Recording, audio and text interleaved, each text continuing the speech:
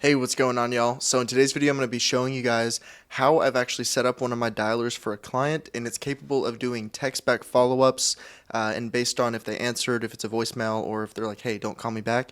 We have workflows for everything set up through Vapi AI and Make.com, but everything will start and finish within GoHighLevel. Now, the reason I'm showing this build is because I've recently been expanding my team and hiring a couple devs to work under me, and I'm honestly just looking for people that are smarter, and I've been looking for people that are equivalent or better than me at what I do.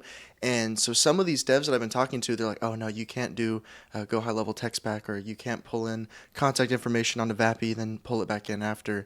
And I'm like, yes, you can. I set it up. So for all the devs or aspiring devs, this video is for you guys, so you can kind of see how exactly you can go about doing that using GoHighLevel as the primary platform, especially if you're a marketing agency or if you're an agency owner in general. GoHighLevel is going to be the bread and butter of your service delivery oftentimes, just because so many people use it. It's becoming the widely accepted industry standard. So highly recommend you get good at it. Without further ado, let's jump into it. So what you're looking at here is within one of my client accounts. So how we have it set up is we have a cold call automation to actually shoot leads off. As you can see, we have over 1,000 leads in here, and we were web scraping them, getting them from databases, and then we're going to be cold calling them based on his ICP. If and when they don't respond or they don't book in, essentially any action other than booking in, they'll go into dialer follow-up. And then if they're like, hey, fuck off, or hey, I don't want to hear from you again, then we got dialer unsubscribe, of course. And this is cold calling, so that will happen, evidently. So we have a safeguard put in place so our number doesn't get banned. Okay, so within this first workflow, what we're doing, it's literally just going off of a tag. So with all our web scrape leads that are coming in, we just tag them and then we pull them into our system. As long as the phone number is not empty, meaning there's a valid phone number in there, we're actually going to shoot it off. So the big issue that we immediately saw, specifically when using Vapi, is processing time can get pretty shitty if you try to shotgun a bunch of leads onto it at once. So I recommend using a drip, in which case it'll like slowly pump leads through. So within a given day, leads are slowly getting tagged onto the AI. It really just helps overall with processing, not having any errors come up. The worst thing is when you get like an email from Make and they're like, hey, encountered an error, system processing error, or expired because session ran for too long, or something like that. It'll typically have to do with the fact that you don't have your leads getting dripped properly. And then we've also got wait stages. No one wants to get a cold call at like 9 p.m. So we have it set up so they can only call within like normal business hours and only on Monday through Friday. We've also got a holiday filter, so even down to that, we're not going to be annoying people. Again, cold calling is a little bit of annoyance if you're not expecting it, so we're trying our best to dampen it. But at the end of the day, like, what a low-hanging fruit cold calling is, in the sense that it doesn't cost much money. It averages on Vapi about 6 cents to 12 cents for a phone call that lasts maybe a minute or two. And that's really what you're going to be looking at. And another important point to note, if you are prompting a Vapi AI, make sure you have specifications to cancel the call if someone's just bullshitting. Otherwise, you may get some time wasters that are just running up a bill on your Vapi. Anyway, so all this is to shoot over to our Vapi agent account, and this is super simple. We just have a knowledge base set up, and then the tool that we use is going to be GHL booking, and that is really the only action that we have within Vapi. Now, I feel like dialers are still maybe a year or two off from being damn near indistinguishable from being an automation. So, as opposed to how we'll typically set up our SMS dialers or our DM dialers, we completely mask them as if they're human. Here, we honestly are just a little more transparent because it is kind of obvious, or there's some nuances about the conversation flow that is still, like, I guess, not 100% there, right? So how we're getting around that is just being transparent, and especially for marketers that are using this, if anything, it's impressive to business owners. They're like, oh snap, this is one of their AIs. Like, oh wow. Like, the LLM is great, don't get me wrong. Like, how you can actually set up the conversation flow, it's just every now and then. I mean, as you've probably seen if you've ever talked with an AI, sometimes it varies. So what we're doing is trying to mitigate that by having the only action that the AI can take is call booking. Other than that, it's canceling the call. That's our one objective we need it for, right?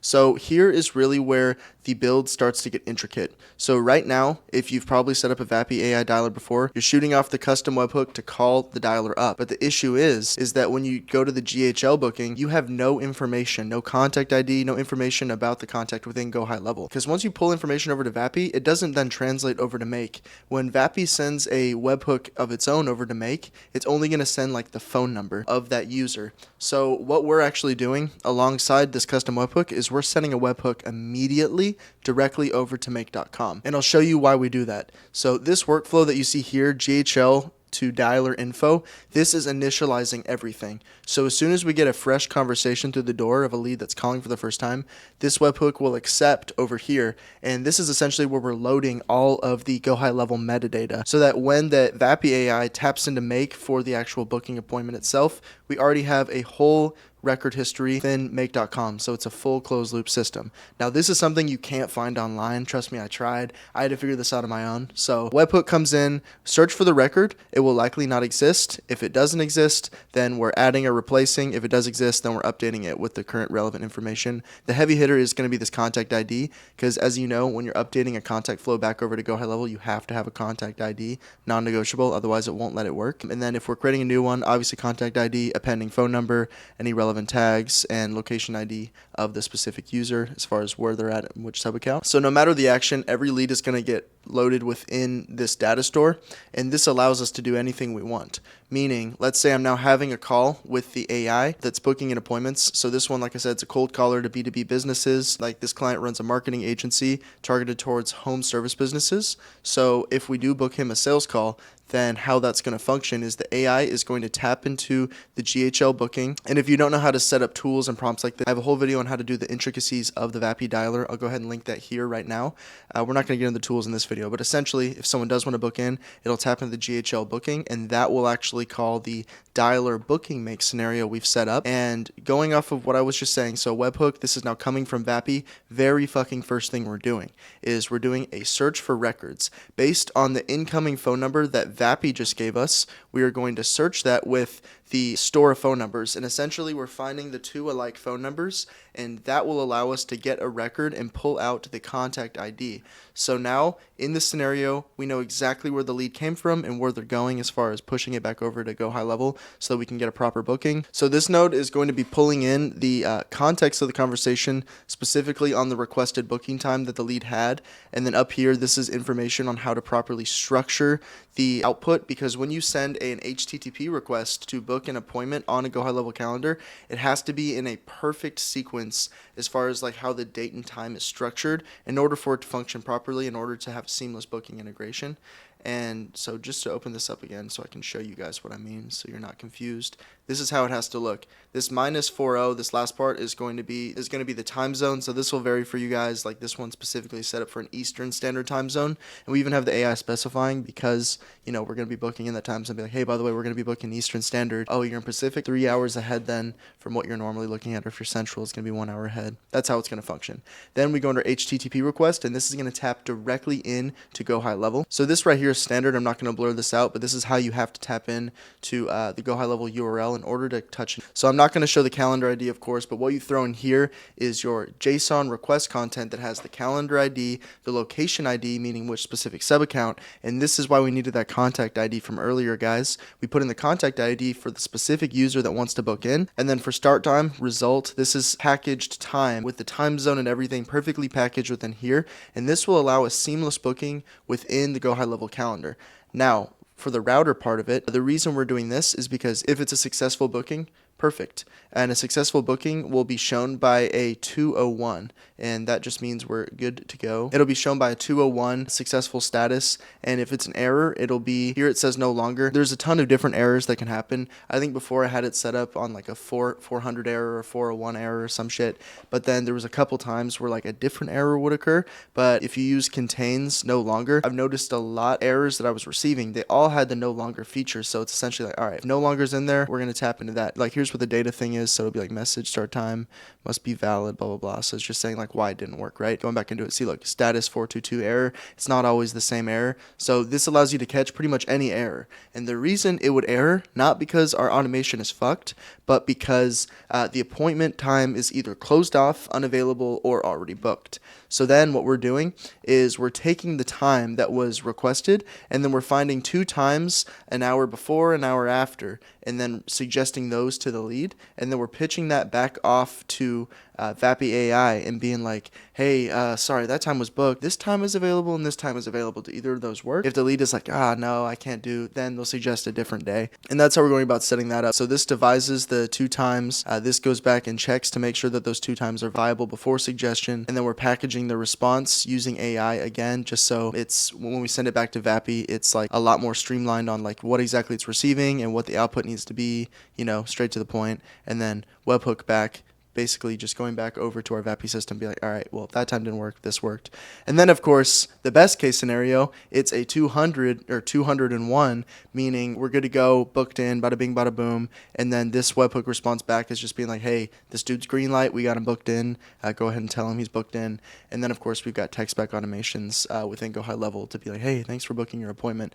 Now, text back automations, email automations, that's completely separate thing, because all you have to do, just to show you guys real quick, let's say you're in a fresh workflow, you just do like appointment booked, and then you can set up anything based off that trigger. It's dumb easy. So a customer booked appointment based on which calendar, choose your calendar, and then you could set up like an SMS automation from there. We're not going to get into that. We're going to get into some more advanced stuff for the text backs for people that have not booked in. But assuming they did have a book-in scenario and they didn't need anything else, that's that. Now, as you can imagine, with anything in online marketing being a numbers game, most of the people are not going to book in. And maybe they didn't answer. Maybe they were busy. Maybe they just, it just wasn't the right time. Then leads will fall into the dialer follow-up node. So we don't automatically throw them in there because it would just be out of scope for the people that did book in. So what we're doing, let's say the call finishes. So going back over to Vapi, if you go to advanced, so what you can do is once the conversation ends, so you can place a webhook in your server URL and make the webhook associated with a new make scenario. And basically when the call ends, this is assuming the lead hadn't booked in, we'll pitch the transcript off over to make and basically devise a text back scenario to just make an additional touch point for marketing, right? And what I'll usually do also if someone does book in is I'll have a specific tag, and essentially like if someone has that tag, just to help with consistency and make sure that leads that come through the door are clean. But yeah, just imagine I have like a 3-minute phone call and it was kind of productive. I was a little interested. I did not book in though, and then I hang up. What happens then? We take the entire transcript, we shoot it off to make.com. We're adding or replacing a record with the transcript. So I call this one transcript bank. So you have the phone number, call summary, recording, transcript, and then just some miscellaneous shit. Just pulling out all the metadata that comes from the payload. And then once we've got that either added or replaced, the reason it's replaced would be if a lead comes back through this again. I'll show here in a second. We're not going to call them just once. The whole follow-up sequence goes to where you can continue to call them up. So there's going to be instances where leads come through here a second, third, or fourth time, depending on where they're at. Either way, we need to associate their phone number with the customer number in order for us to, actually get the contact ID just like we were doing before, right? So I call this node the decider. Now what it's doing, it's taking the payload of the transcript and it's deciding how it went. Now I have an entire knowledge base set up within OpenAI Playground. See, it's called Follow-Up Assistant, and its whole job on what I've taught it to do as far as how I prompted it, it's like, hey, you're either going to get a call recording in which the lead answered, in which it sent you to voicemail, or in which they told you to fuck off and we have to halt the conversation. That's what these are. Now the difference between answered 1, voicemail 1, and answer 2, voicemail 2, I have mine set up to where we're able to understand if it's the first go around or any subsequent go around. Because if you can imagine, if you're making that very, very first connection, you need to be a little more welcoming or have a bit of a greeting. Like, hey, this is Scott from scaleagents.io. I just wanted to reach out and have a quick chat with you. I'll call back. Let me know when you're free. Something like that, right? Whereas if you're doing a second or third follow-up, you're not going to re-greet yourself. You're just going to be like, hey, just shot another call over. Let me know, right? Something a lot more low-key, less salesy, less annoying. So that's kind of the difference here, because each of these are trained on exactly what it's doing. And then, of course, if the lead is like, fuck off, then we're not even going to have a generated message. And then within this node, we're adding like a specific tag to halt the conversation. And then that's where the dialer unsubscribe comes in. So how I have these AIs set up is they go based off trigger words. So the decider, its only output is a trigger word. The trigger words are either answered, as I'll show here, answered, voicemail, or halt.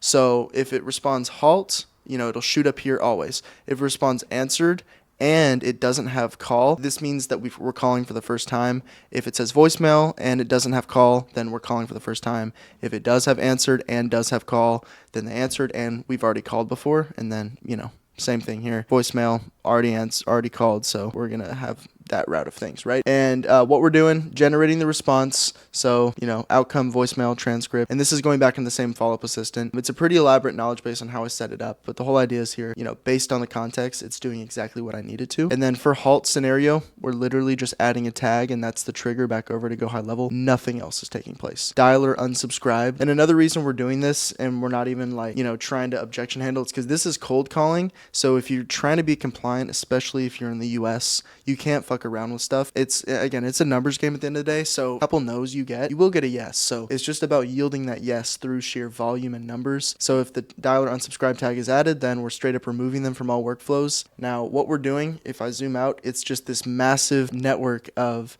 tech specs that are going on, and we have some safeguards in place as well that are waiting to not call back on weekends. But what we're doing here, based on where the lead is at in the pipeline, we're going to load them into follow-ups. So theoretically, we're going to follow up a lead 1, 2, 3, 4, 5 times before we stop messing with them. And these will take place over like a 2-week period. So it starts off, they come through the pipeline based on the contact change. So like a trigger that we have set up in here. So update, so obviously tag the contact ID, and then we're placing the AI response result within a specific custom field. So follow-up custom field, so that our trigger is follow-up custom field has changed, as you can see. And then based on where they're at, like I said, they'll be organized accordingly. We're going to send them that initial text message if it's a new person, or if they've been in this before, then they'll be on one of these nodes in which we'll text them again. And then they kind of just wait in here. We update the contact field, the tags, so we know exactly where they're at. We'll wait until it's appropriate to reach out to them, meaning I'll just show you the wait stage. So it's got to be in between 9 a.m. and 7 p.m. Monday through Friday. And then once that's satisfied, another thing that I've done is begin doing drips, because what was happening is, we had a huge list of people that were sitting in this over the weekend. Monday, 9 a.m. hits, and suddenly everyone and their mama's getting a phone call. And it was too much on the system all at once. So as soon as this is satisfied, let's say a weekend just ended, we're then going to proceed to drip leads through. So it'll take a couple hours, but this just allows for a lot more consistency with system processing, helping mitigate the risk of an error or drop off of a phone call. And then of course we're just shooting off the phone calls once again. If they book in, cool, they get pulled out of this. If not, we're going to keep hammering them. So yeah, guys, that's how we've gone about setting this client up. We've already booked him like 2 sales calls using this method, and considering these are leads that we web scraped for like $5 to $10, like this is like the affordable way of doing things. Best case scenario though, in my opinion, you have an omni-channel system set up. You're running email, you're running calls, and you're running ads. Ads is going to yield the highest intent clients, but again, you have to have upfront buying power. And that's why these days, a lot of the clients that I work with, I prefer if they're capable of running ads. And I don't even like taking on clients if they don't have at least $10,000 monthly revenue, because they don't have enough buying power to get anything done. Because ads is really like how you want to get set up. The benefit of AI is that it's doing the bitch work for you. But imagine AI wasn't in the picture and you were doing cold calls or cold email. That's no way to run a business. That's not a sustainable way to run the business. So what's cool now is you can have AI and just other automation tools that are doing the bitch work for you. And that's really the problem we're trying to solve here. AI is really taking over a lot of the industries. It's unfortunately taking a lot of jobs, but it's a lot of like the brainless jobs that never required too much effort anyway. So just to give you an idea of how we're building out our dialers, we're not at all trying to become like the next best salesman or anything like that. It's more so about piquing enough interest and not getting granular in the offer, because that's going to turn anyone off. We're piquing interest, telling them a little bit about what we got going on, and then promote them to a sales call for an actual sales guy to close in a paying client. I can't even think of a world where someone would be willing to pay like $10,000 to an AI for closing. It's got to be a human job, right? There has to be that rapport there. So what we're doing is facilitating the appointment booking at scale, because in the same time it would take a typical cold caller like 30 minutes to call 5 people. In a 30-minute time period, the AI could theoretically have hundreds of sales calls all at once, filter through all the BS, find the genuine interest people. Again, we're just kind of piquing interest, telling them a little bit about what we got going on, pushing into a sales call. But anyways, I know I can ramble on. A lot of what I went over today was for like top of funnel client acquisition, although you could even set up workflows like this to do more follow-up based stuff with warmer leads that are coming through your pipeline, or let's say you have leads that are inbound, opting in from ads. Another cool thing that I like to do, so as soon as someone submits like a lead form, we're immediately shooting them a call. And so we're striking the iron while it's hot, and especially if you're running an offer where AI is just the amenity that you're selling. It's an immediate way to showcase your product, and that impresses a lot of people. But yeah, guys, that's all for me. If you guys have any questions, I'll leave my Instagram link down below. Feel free to reach out with me with any questions. Happy to answer them. And I'm also going to leave my booking link down below. And if you're an agency owner or a consultant currently above $10,000 a month, my team is currently guaranteeing 30 plus book sales calls over the next 45 days of working with us, integrating our AI sales fulfillment system. And this is not a monthly fee. We're not here to siphon money out of your business. This is build and release. You will get our entire automations load out for you to use month over month, and you'll have 100% ownership of the entire build for full transparency. And on that note, I'll see you on the next video.